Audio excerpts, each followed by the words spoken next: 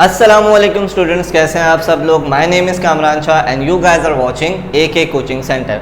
तो 11th class की chemistry हमारे पास चल रही है। चैप्टर 2 का हम डिस्कस कर रहे हैं, एटॉमिक स्ट्रक्चर। और लास्ट जो टॉपिक था उसके अंदर हमने बोहर्स एटॉमिक मॉडल को डिस्कस किया था, प्लैंक्स क्वांटम थ्योरी को डिस्कस किया था।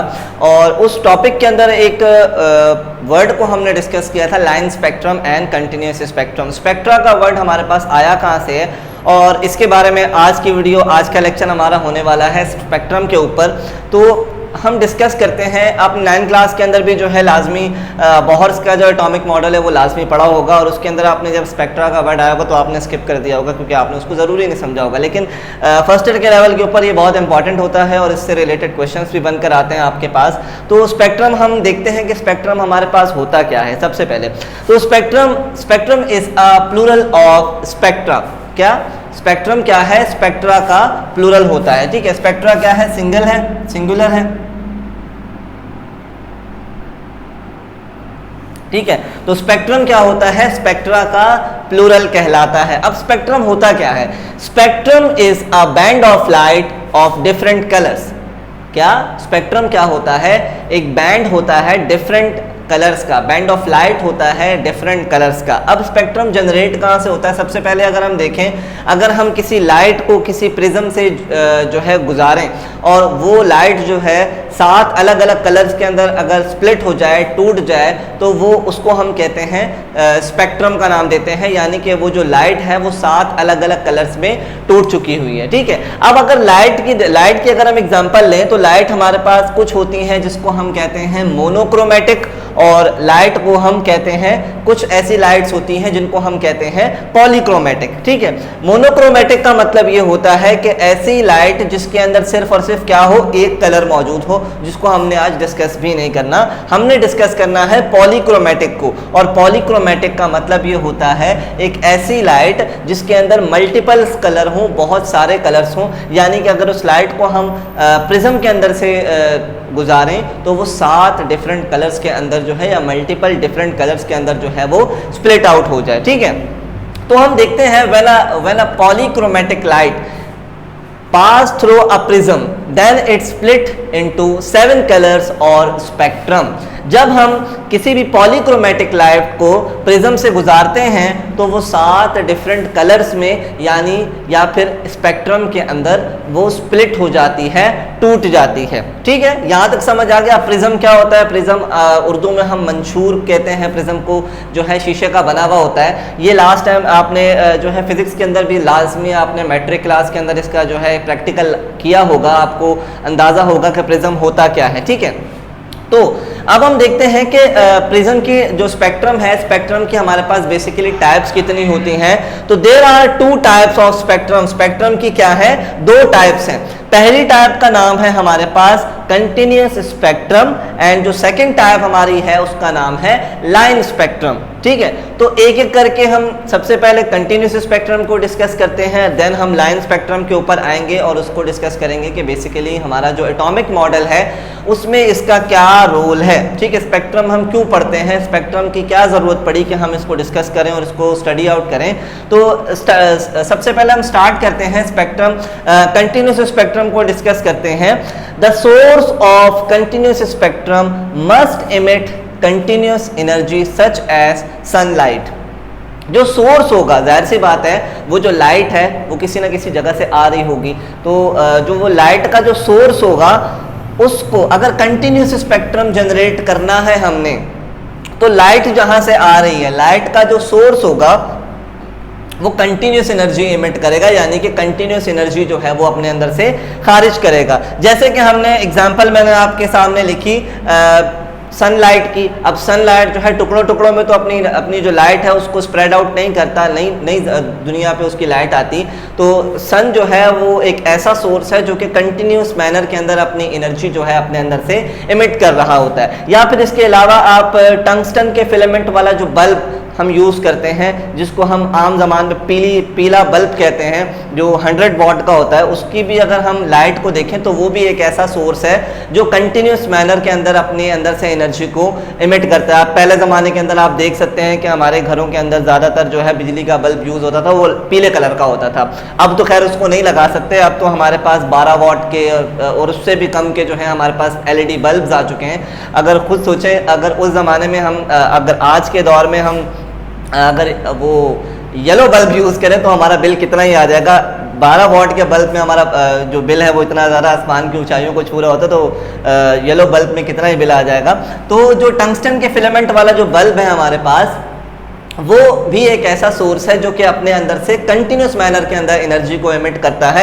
और उसको बनाया किसने था? एडिसन ने बनाया था। और उसके अंदर जो फिलामेंट का इस्तेमाल किया था, उसको टंगस्टन का फिलामेंट ही इसलिए उसके अंदर यूज़ किया क्योंकि टंगस्टन के फिलामेंट का जो मेल्टिंग जो बॉयल जिसका जो हीटिंग पॉइंट है, वो उसका मेल्टिंग पॉइंट बहुत ज़्यादा है, मतलब बहुत ज़्यादा वो अपने अंदर हीट को एब्जॉर्ब कर सकता है, इसलिए वो जलता ही रहता है, ठीक है, और वो कभी भी ख़राब नहीं होता, ठीक है।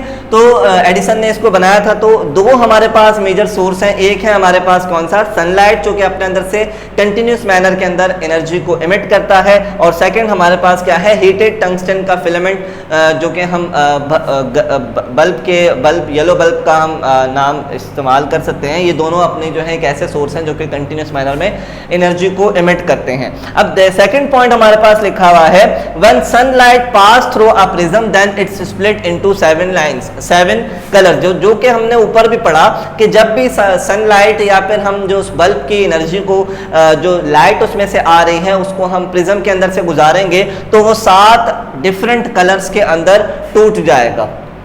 थर्ड पॉइंट है, there is no gap between there is no gap between consecutive bands of light, so it is called continuous spectrum। अब इसको continuous spectrum का नाम ही इस वजह से दिया जाता है कि ये जो है कंटिन्यूस मैनर के अंदर अपनी एनर्जी को जो है उसके अंदर से इमिट करता है। और सेकंड थिंग, जो हमें जब इसकी रोशनी को हम प्रिज्म के अंदर से गुजारेंगे और जो 7 कलर्स हमारे पास सामने आएंगे, उस बैंड में, उस पट्टी के अंदर कोई भी हमें गैप नजर नहीं आएगा, ठीक है। So there is no gap between consecutive band of light, उस बैंड के अंदर, उस बैंड ऑफ लाइट के अंदर यानी 7 कलर्स के अंदर हमें कोई भी गैप नजर नहीं आएगा, ठीक है। अब जो फोर्थ पॉइंट है, अब 7 कलर्स में ये टूटता है, red, orange, yellow, green, blue, indigo and violet, ठीक है। अब इसमें जो रेड लाइट है, red light is least deviated and its wavelength is 7000 angstrom, ठीक है। अब जो रेड लाइट है हमारी, रेड लाइट लीस्ट डेविएटेड, अब रेड लाइट को आप देख सकते हैं कि रेड लाइट बिल्कुल भी जरा डेविएट नहीं हो रही, मुड़ नहीं रही। तो जो रेड लाइट है वो लीस्ट डेविएटेड है और उसकी वेवलेंथ जो है हमारे पास हाईएस्ट वेवलेंथ है, सबसे ज़्यादा वेवलेंथ उसकी है 7000 एंगस्ट्रॉम। अब एंगस्ट्रॉम हमारे पास क्या होती है? रेडियस की यूनिट होती है, ठीक है। आप हम जब नेक्स्ट क्लास के अंदर, नेक्स्ट वीडियो के अंदर जब हम इसका बॉहर्स का जो डेरिवेशन करेंगे तो उसमें हमें रेडियस की डेरिवेशन सबसे पहले करनी है, तो उसमें हमें आपको अंदाज़ा होगा कि ये एंगस्ट्रॉम के होता क्या है, ठीक है। तो फिलहाल आपने इसके ऊपर नहीं जाना, फिलहाल आप सिर्फ स्पेक्ट्रम के ऊपर जाएं, स्पेक्ट्रम को अच्छे तरीके से समझें। तो 7000 इसकी वेवलेंथ होती है। वॉयलेट की अगर हम बात करें तो violet is the most deviated and it has lowest wavelength. जो वॉयलेट कलर है इसकी जो वेवलेंथ है ये क्या है? मोस्ट, ये सबसे ज़्यादा डेविएट होता है, सबसे ज़्यादा बैंड होती है ये लाइट और ये कलर, और इसकी जो वेवलेंथ है वो 4000 एंगस्ट्रॉम कहलाया जाता है।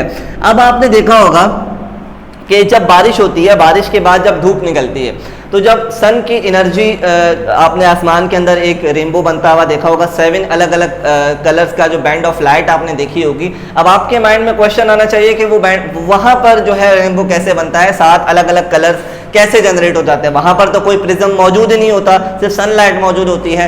तो बादलों के अंदर जो वाटर के ड्रॉप्स होते हैं वो एक्ट करते हैं एज अ प्रिज्म, और वहाँ पर जब सन की लाइट पड़ती है, सनलाइट पड़ती है, सोर्स वो लाइट का पड़ता है, तो वो 7 अलग अलग कलर्स के अंदर जो है बैंड हो जाता है, टूट जाता है, स्प्लिट हो जाता है, और इसके नतीजे में हमें क्या नजर आता है? आसमान के अंदर रेनबो बना हुआ नजर आता है, ठीक है। यहाँ तक कंटिन्यूस स्पेक्ट्रम तक हो गया। नेक्स्ट हम स्टडी आउट करते हैं लाइन स्पेक्ट्रम। अच्छा, तो हमने कंटिन्यूस स्पेक्ट्रम स्टडी आउट कर लिया। अब हम करते हैं लाइन स्पेक्ट्रम की स्टडी और देखते हैं कि लाइन स्पेक्ट्रम हमें क्या कहता है। ठीक है, तो लाइन स्पेक्ट्रम कहता है line spectrum is also known as discontinuous spectrum or atomic spectrum. हमें जो है एटॉमिक मॉडल के अंदर बोहर्स ने ये कहा था कि जो एटम जो है अपनी एनर्जी इमिट करता है या एब्जॉर्ब करता है वो in the form of quanta करता है और इन अ पैकेट्स ऑफ लाइट, मतलब थोड़ी थोड़ी एनर्जी करके रिलीज करता है। ठीक है, तो यहां पर भी यही बताया जा रहा है लाइन स्पेक्ट्रम क्या है, डिसकंटिन्यूस स्पेक्ट्रम जनरेट करता है और इसको ही एटॉमिक स्पेक्ट्रम भी कहा जा सकता है।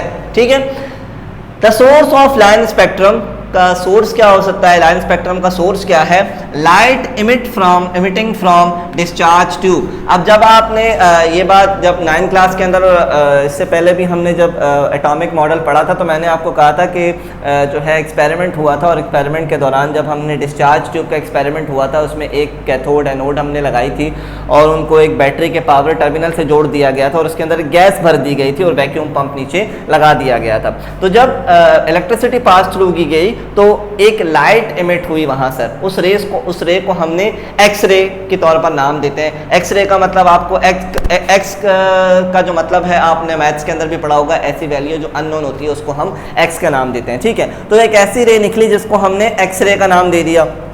अब वो लाइट जो डिस्चार्ज ट्यूब के अंदर से निकली उसको जब हमने प्रिज्म के अंदर से गुजारा तो यहां पर लिखा हुआ है when light from discharge tube pass through a prism then it also split into 7 colors but there is a gap between consecutive bands of light।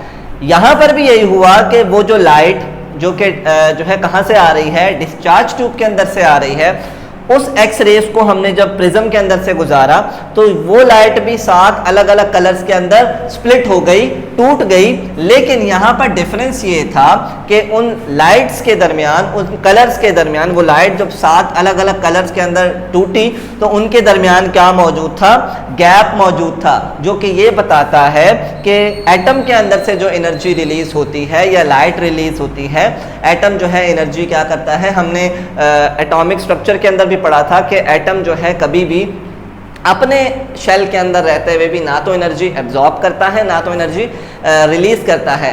कब करता है एनर्जी रिलीज या एब्जॉर्ब, जब वो अपने से हायर लेवल के शेल के अंदर जाता है या लोअर लेवल के शेल के अंदर आता है, तब एनर्जी रिलीज या एब्जॉर्ब करता है और in the form of quanta, in the form of packets of light. ठीक है, in the form of quanta जो है अपनी एनर्जी को रिलीज करता है, थोड़ी थोड़ी करके एनर्जी रिलीज करता है या एब्जॉर्ब करता है। तो यहाँ पर भी यही बताया जा रहा है, जब इस लाइट को, वो लाइट जो डिस्चार्ज ट्यूब के अंदर से निकली, एक्स रेज जो निकली, उनको जब प्रिज्म से गुजारा गया तो उनके वो भी 7 अलग अलग कलर्स के अंदर टूट गई।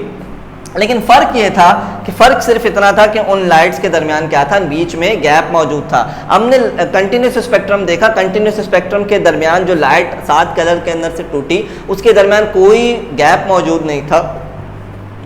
सॉरी, इसका मकसद ये, इसका मतलब ये है कि कंटिन्यूस जो स्पेक्ट्रम है वो कंटिन्यूस मैनर के अंदर एनर्जी को रिलीज कर रहा है, लेकिन लाइन स्पेक्ट्रम के अंदर कंटिन्यूस मैनर के अंदर एनर्जी रिलीज नहीं हो रही। इसी वजह से हमारे जो कलर्स हैं उनके दरमियान क्या मौजूद है, गैप मौजूद है। लास्ट लाइन पढ़ते हैं, the line spectrum proves that the energy emit from discharge tube is in a discontinuous manner. तो इसने ये बात बताई, ये लाइन स्पेक्ट्रम था, इसने ये बात प्रूव कर दी और जो है यहाँ पर बोहर की जो मॉडल था वो सही साबित हुआ कि proves that the energy is emit from discharge tube is in a discontinuous manner। तो वो एनर्जी जो डिस्चार्ज ट्यूब से निकल रही है वो डिसकंटिन्यूअस मैनर के अंदर निकल रही है, यानी कि रुक रुक कर थोड़ी थोड़ी निकल रही है, थोड़ी थोड़ी जो है पैकेट्स ऑफ लाइट्स की शक्ल में थोड़ी थोड़ी जो है वो निकल रही है। तो लाइन स्पेक्ट्रम ने ये क्या कर दिया, प्रूफ कर दिया और यहाँ पर एटॉमिक मॉडल जो बोहर ने पेश किया था वो कहीं ना कहीं तौर पर सही साबित हुआ। अब अगर हम यहाँ देखें तो types of line spectrum, line spectrums की भी कुछ ना कुछ टाइप्स होती हैं। सबसे पहली टाइप है जिसको हम कहते हैं इमिशन स्पेक्ट्रम, जो कि line spectrum, emission line spectrum and absorption line spectrum. अब इमिशन लाइन स्पेक्ट्रम क्या है, इसके अंदर भी क्या होगा, एक डिस्चार्ज ट्यूब ली जाएगी, डिस्चार्ज ट्यूब के अंदर वही एक्सपेरिमेंट डिस्चार्ज ट्यूब का किया जाएगा, फर्क ये है कि इमिशन स्पेक्ट्रम के अंदर एनर्जी जो है वो क्या होगी, रिलीज होगी, और एब्जॉर्प्शन स्पेक्ट्रम के अंदर क्या होगी, एनर्जी रिलीज की जाएगी। ठीक है, इमिशन के अंदर एब्जॉर्ब की रिलीज की जाएगी और एब्जॉर्प्शन के अंदर रिलीज की जाएगी। ठीक है, तो अब फर्क क्या होगा इमिशन स्पेक्ट्रम के अंदर और एब्जॉर्प्शन स्पेक्ट्रम के अंदर फर्क क्या है? अगर हमने जो डिस्चार्ज ट्यूब के अंदर जो गैस भरी है, अगर वो हॉट गैस है, क्या है, अगर वो हॉट गैस है और उसके अंदर से जो लाइट निकली और जब हमने उसको प्रिज्म के अंदर से गुजारा तो वो भी 7 कलर्स के अंदर ही टूटता है, but it has dark background. इसके बैक साइड पर एक डार्क कलर का, ब्लैक कलर का बैकग्राउंड अपीयर होगा एंड कलरफुल लाइंस। उस डार्क बैकग्राउंड के बीच में हमारे पास कुछ कलरफुल लाइंस हमें दिखेंगे, यानी वो कलर्स दिखेंगे जो स्प्लिट हुए हैं। ठीक है, जब हम हॉट गैस को भरेंगे डिस्चार्ज ट्यूब के अंदर तो वो जो स्पेक्ट्रम जनरेट करेगा उसको इस इमिशन लाइन स्पेक्ट्रम कहा जाता है। ठीक है, यहाँ तक समझ आ गया। नेक्स्ट जो है हमारे पास है एब्जॉर्प्शन लाइन स्पेक्ट्रम। अब इसी का उलट कर लें, अगर हमने डिस्चार्ज ट्यूब के अंदर कोल्ड गैस भरी है, एक ऐसी गैस जो कि ठंडी है, और उसके अंदर से जो रेज निकलेंगी जब हम उसको प्रिज्म के अंदर से गुजारेंगे तो वो भी 7 कलर्स के अंदर टूटेंगी, but it has dark lines. इसके अंदर जो कलर्स है वो डार्क होंगे एंड कलरफुल बैकग्राउंड। इसके अंदर जो बैकग्राउंड है यहाँ पर क्या हो रहा था, डार्क बैकग्राउंड था, ब्लैकिश बैकग्राउंड था और कलरफुल लाइंस थी। यहाँ पर क्या होगा, it have dark lines, lines जो हैं वो डार्क होंगी और जो कलर बैकग्राउंड है वो कलरफुल आपको नजर आएगा। तो ये सिर्फ इतना सा डिफरेंस है, ये इसके बारे में आपको इतना जानने की जरूरत भी नहीं। आपको अगर लाइन स्पेक्ट्रम और कंटिन्यूस स्पेक्ट्रम अगर अच्छे तरीके से समझ आ जाएगा तो आगे के टॉपिक आपको समझने में बहुत सारी आसानी हो जाएगी। तो आई होप कि ये टॉपिक करवाने के बाद, लाइन स्पेक्ट्रम का और कंटिन्यूस स्पेक्ट्रम का समझने के बाद आपके जो माइंड के अंदर क्वेश्चन थे बोहर के एटॉमिक मॉडल से रिलेटेड, तो वो काफ़ी हद तक क्लियर हो गए होंगे। स्पेक्ट्रम का मतलब भी आपने जान लिया। तो इस टॉपिक से रिलेटेड अगर आपके माइंड में कोई भी क्वेश्चन है तो लाजमी आप हमसे कमेंट सेक्शन के अंदर पूछ सकते हैं। इंशाल्लाह नेक्स्ट वीडियो के अंदर हम बोहर की डेरिवेशन को करेंगे। तब तक के लिए अपना बहुत सारा ख्याल रखिएगा। अल्लाह हाफिज़।